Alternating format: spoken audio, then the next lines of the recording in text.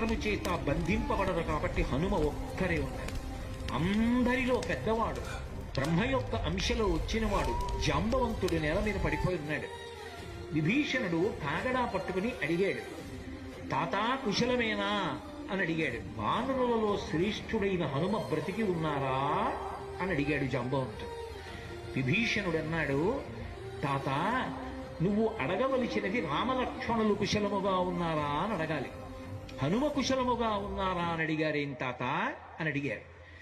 మొత్తం వానరులు రామలక్ష్మణులతో కలిసి పడిపోయినా కూడా నష్టం లేదు. హనుమ ఒక్కరు బ్రతికి ఉంటే మళ్ళీ అందరూ బ్రతుకుతారు.